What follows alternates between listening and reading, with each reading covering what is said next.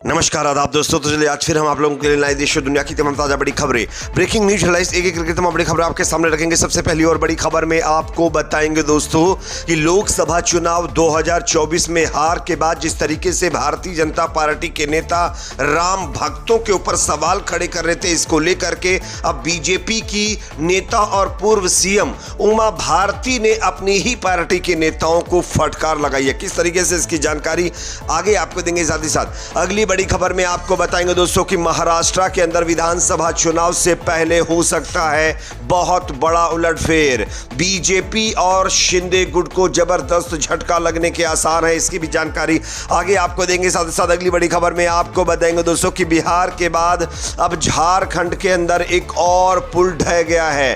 अरगा नदी पर बन रहा था ये पुल और लगभग 6 करोड़ रुपए की लागत से बन रहा था और बीच कंस्ट्रक्शन के ही ये पुल बारिश की वजह से धराशायी हो गया है। आगे इसकी तस्वीरें भी हम आपको दिखाएंगे। साथ ही साथ अगली बड़ी खबर में आपको बताएंगे दोस्तों पश्चिम बंगाल के अंदर बीच सड़क पर टीएमसी नेता की गुंडागर्दी देखने को मिली है। किस तरीके से आगे इसकी भी तस्वीरें हम आपको दिखाएंगे। साथ ही साथ एक और बड़ी खबर आ रही है दोस्तों, फ्रांस के अंदर हुए चुनाव में मैक्रो को लगा जबरदस्त झटका। दक्षिण पंथियों की यहां पर जीत हुई है।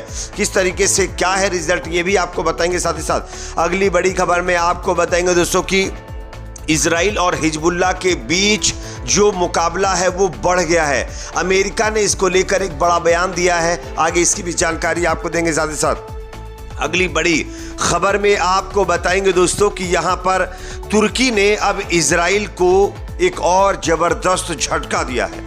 तुर्की ने इजराइल के इमरजेंसी विमान को अपनी जो है स्पेस में अपनी जगह में लैंडिंग करने की परमिशन नहीं दी, जिसके बाद इजराइल और तुर्की के बीच विवाद बढ़ गया है। किस तरीके से इसकी भी जानकारी देंगे उससे पहले एक छोटी सी रिक्वेस्ट दोस्तों करेंगे, अगर आप भी चाहते हैं कि गाजा में तुरंत सीज फायर हो तो कमेंट सेक्शन में अपना फीडबैक जरूर दीजिए। वीडियो को लाइक शेयर, चैनल को सब्सक्राइब जरूर कर लीजिए। बात करेंगे पहली खबर की। जैसा कि आप जानते हैं लोकसभा चुनाव के अंदर उत्तर प्रदेश में बीजेपी नेताओं का बहुत बुरा हाल रहा। बीजेपी यहां पर मैक्सिमम सीटों पर चुनाव हार गई। उसके बाद तमाम बीजेपी के नेताओं ने राम भक्तों के ऊपर सवाल खड़े किए।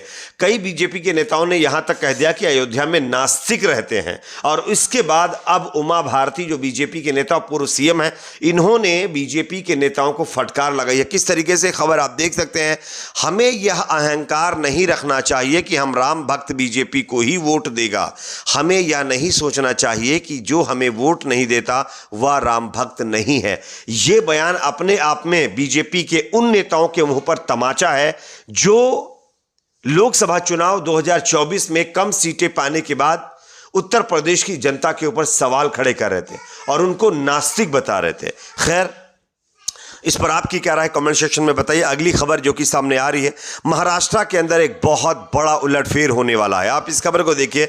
महाराष्ट्र विधानसभा चुनाव से पहले उप मुख्यमंत्री अजीत पवार की राष्ट्रवादी कांग्रेस पार्टी से में संभावित टूट की अटकलें हैं। कहा जा रहा है कि जल्द ही अजीत गुट के कई नेता चाचा शरद पवार की अगुवाई वाली पार्टी में शामिल हो सकते हैं। हालांकि इसे लेकर आधिकारिक तौर पर अब तक कुछ नहीं कहा गया है। राज्य में इस साल के अंत तक विधानसभा चुनाव हो सकते हैं। इंडियन एक्सप्रेस की रिपोर्ट में सूत्रों के हवाले से कहा गया है कि अजीत की अगुवाई वाली एनसीपी के पिंपरी चिंचवड़ इकाई के प्रमुख अजीत जो है गुवाहने सीनियर पवार के साथ जा सकते हैं। खास बात यह है कि गुवाहने ने भोसारी सीट से विधानसभा चुनाव लड़ने की इच्छा जाहिर की है। तो यह अपने आप में कहीं ना कहीं अजीत पवार के लिए, उनकी पार्टी के लिए बहुत बड़ा झटका होगा। साथ ही साथ बीजेपी शिंदे गुट के लिए भी झटका होगा, क्योंकि जितनी टूट अजीत पवार गुट में होंगी उतना ही अजीत पवार की पार्टी कमजोर होगी और जिसका फायदा सीधे तौर पर शरद पवार की पार्टी जो उन्होंने बनाई है एनसीपी, उसको हो सकता है। अगली खबर की बात करेंगे जो कि यहां पर सामने आ रही है दोस्तों। बिहार के अंदर लगभग 5 से 6 पुल कुछ दिनों के अंदर ही धराशायी हो गए। उसके बाद अब खबर आ रही कि बिहार के बाद झारखंड में भी एक 6 करोड़ की लागत से बन रहा पुल धराशायी हो गया। मैं आपको खबर दिखा रहा हूं, आप देख सकते हैं। बिहार के बाद अब झारखंड में भी एक निर्माणाधीन पुल गिर गया है। गिरिडीह जिले के देवरी प्रखंड में अरगा नदी पर बन रहे पुल का पिलर भारी बारिश के चलते धंस गया, जिससे गार्डर टूटा और पुल जमींदोज हो गया। कोई हताहत नहीं हुआ। अधिकारी ने बताया कि फिलहाल किसी के हताहत होने की जानकारी नहीं है। घटना शनिवार रात झारखंड की राजधानी राजधानी रांची से करीब 235 किलोमीटर दूर देवरी ब्लॉक में हुई है और यहां पर डुमरटोला और करीब हरी गांव को जोड़ने के लिए फतेहपुर भेलावर्ती मार्ग पर पुल का निर्माण किया जा रहा था। तो यह अपने आप में एक और पुल गिरने की घटना जो कि झारखंड से सामने आई है और यह लगभग 5 करोड़ 50 लाख की लागत से पुल बनाया जा रहा था। अगली खबर की बात करेंगे जो कि सामने आ रही है दोस्तों। बंगाल के अंदर बीच सड़क पर टीएमसी के नेता यानी ममता बनर्जी की पार्टी के कार्यकर्ता की गुंडागर्दी देखने को मिली है। आप इस खबर को देख सकते हैं। बंगाल में बीच सड़क पर कपल की पिटाई का वीडियो वायरल हुआ है।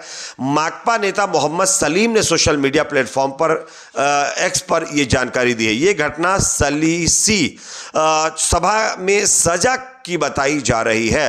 बंगाल के अंदर टीएमसी नेता का यह वीडियो वायरल होने के बाद लगातार तमाम पार्टियों के नेता टीएमसी और ममता बनर्जी के ऊपर अब हावी हो चुके हैं। उनका साफ तौर पर कहना है कि जो टीएमसी जो ममता बनर्जी बड़ी बड़ी बातें करती हैं, आखिरकार उन्हीं के राज में पश्चिम बंगाल के अंदर उन्हीं के नेता किस तरीके से महिलाओं के ऊपर अत्याचार कर रहे हैं, इसका वीडियो आपके सामने है। अगली खबर जो कि यहाँ पर सामने आ रही है दोस्तों, फ्रांस के अंदर राष्ट्रपति चुनाव में मौजूदा वहाँ के जो प्रेसिडेंट हैं मैक्रो, उनको जबरदस्त झटका लगा है। आप इस खबर को देखिए। फ्रांस में रविवार को संसदीय चुनाव के प्रथम चरण के मतदान में राष्ट्रपति एमेनुअल मैक्रो के नेतृत्व वाली गठबंधन को बड़ा झटका लगा है। मैरीन ली पेन के नेतृत्व वाली अति दक्षिणपंथी नेशनल रैली पार्टी ने पहले चरण का चुनाव जीत लिया है, लेकिन अंतिम चुनाव परिणाम 7 जुलाई के मतदान के बाद आएगा। पेन ने कहा कि राष्ट्रपति मैक्रो के नेतृत्व वाले गठबंधन का इस चुनाव में सफाया हो गया है। चुनाव पूर्व सर्वे में राष्ट्रवादियों की बढ़त का संकेत मिल गया था। द्वितीय विश्व युद्ध के बाद अति दक्षिणपंथी दलों को यह सबसे बड़ी जीत हो सकती है और इसका असर यूक्रेन रशिया वॉर पर पड़ सकता है और इसका जो फायदा है वो रूस को मिल सकता है। अगली खबर की बात करेंगे दोस्तों जो कि सामने आ रही है। हिजबुल्लाह और इजराइल के बीच लगातार मुकाबला बढ़ता जा रहा है। आप इस खबर को देखें। दुनिया पहले ही 2 युद्धों से जूझ रही है, अब एक और संघर्ष की आहट ने चिंता बढ़ा दी है। दरअसल इजराइल और हिजबुल्लाह के बीच तनाव बढ़ता जा रहा है। दोनों तरफ से हमले बढ़े हैं और ऐसी आशंका है कि दोनों पक्ष पूर्ण युद्ध का ऐलान कर सकते हैं। अगर ऐसा होता है तो मध्य पूर्व में संघर्ष बढ़ने का खतरा पैदा हो जाएगा। इसे लेकर पूरी दुनिया में चिंता है। हालात को देखते हुए अमेरिका ने भी इजराइल के समर्थन में अपना युद्धपोत भूमध्य सागर भेज दिया है। हिजबुल्लाह और इजराइल के बीच एक तरीके से जो हमलों की तादाद है वो लगातार बढ़ती जा रही है। अगली खबर की बात करेंगे दोस्तों जो कि यहाँ पर सामने आ रही है।